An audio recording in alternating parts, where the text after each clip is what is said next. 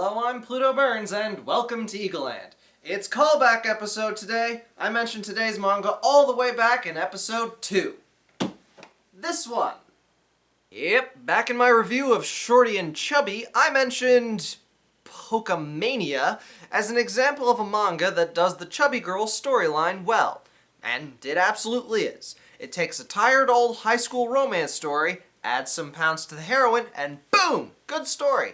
Now that's not to say making the heroine fat is all the author does. Her largeness has a direct effect on her relationship with her best friend, her boyfriend, and herself. These elements just aren't ripped out of the big old book of cliches, though that book does get some use. Porcomania noticeably struggles when it's dealing with subjects not related to the main character's weight. So we open on school! Our heroine is called Motohashi Tsumugi, or Mugi for short. In contrast to the chubster from episode 2, she has actual friends and a social life. Friends who like to cuddle up to her on cold mornings and leech off her body heat. Ah yes, science fact time! Fat has fewer blood vessels running through it than muscles or skin, so people with a higher body fat percentage retain heat better.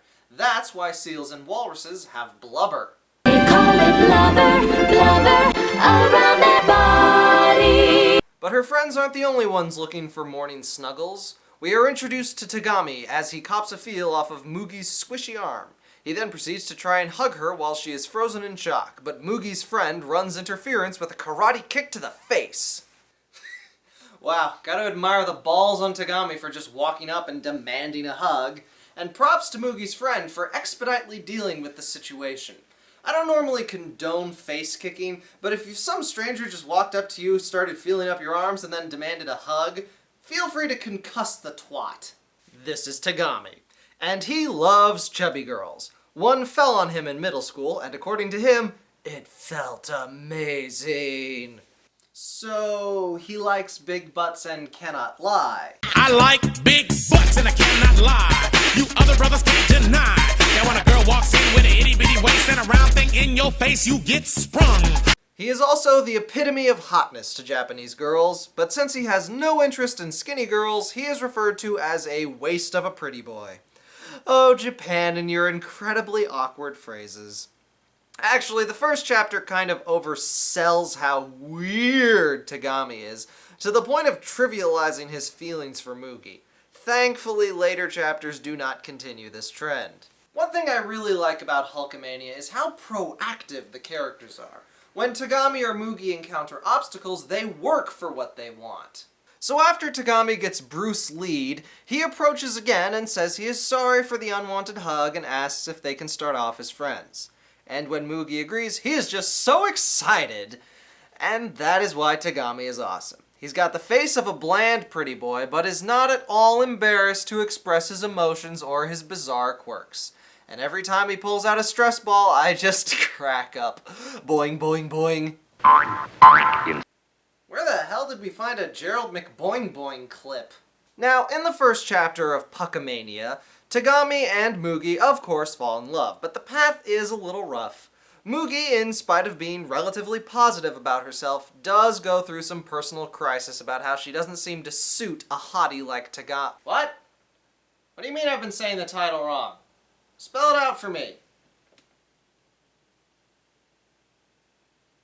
Haha, so yeah.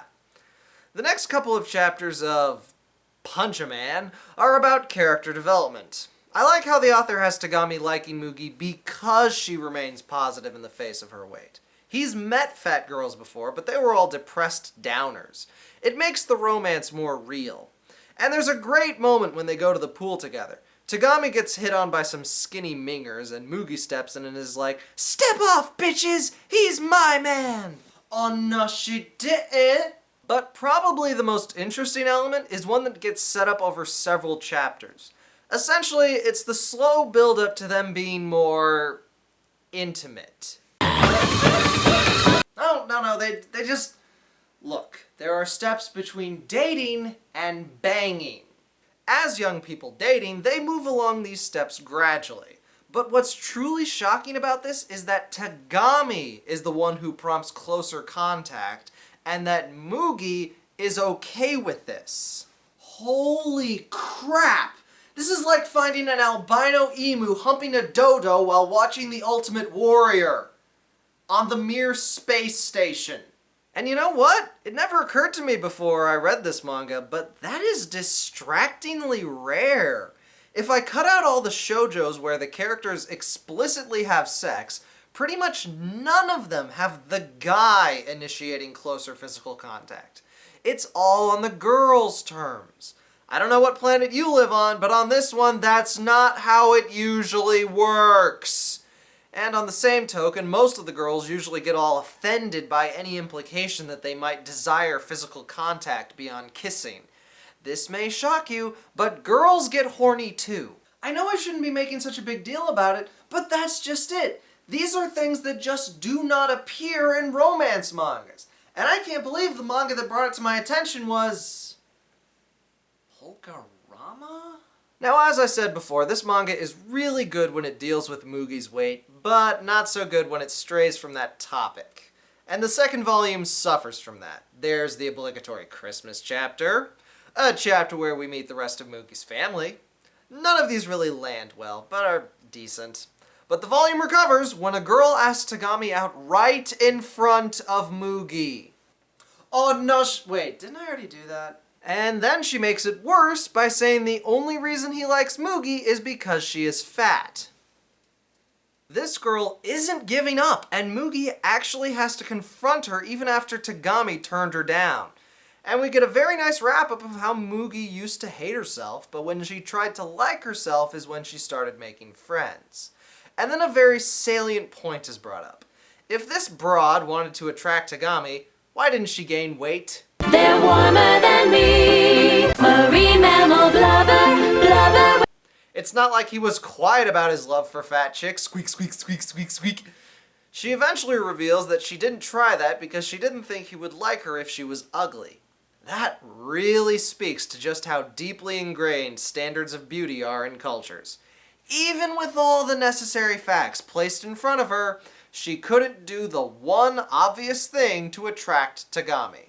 Now, there are only 2 volumes available of this right now online, but I have a surprise for you. This copy that I've been waving around, this is the 3rd volume. Now, it's in Japanese, which I don't speak, but I do speak fluent pictures. So, based entirely on conjecture, how do I think the 3rd volume is? Well, you're not missing out. Remember how I said that the manga struggles when dealing with subjects other than Mugi's weight? That's pretty much this whole volume. We open with a chapter about visiting Tagami's house and meeting his sister, who is apparently insane. Frankly, I have no interest in watching Mugi win over Tagami's crazy family. Then later we see that another boy takes interest in Mugi. He's a bad boy because he drives a motorcycle. Card games on motorcycles. Card games on motorcycles! Card games on motorcycles. Huh, wonder how he got a license at that age. It's not all bad. There's a chapter where we apparently learn more about Mugi's friend, who I was honestly very interested in learning more about. Unfortunately, this is one of those text-heavy chapters that I couldn't decipher. The pictures weren't specific enough to convey how they became great friends, which is a shame. So yeah, 3rd volume of Pokemon, not really worth your time. I certainly wouldn't mind if someone got around to translating it, but I'm not holding my breath. So, how do I feel about the series as a whole? Well, I 100% recommend it. The fact that it actually commits to its heroine being large is commendable in concept alone. The storyline works, the characters are fun, if not entirely believable, and the artwork is solid for a shoujo. It's also quite hilarious. It's honestly a huge surprise for the high school romance genre. The author is Hirama Kaname. She's got 2 other works that I don't really recommend. Just make sure to check out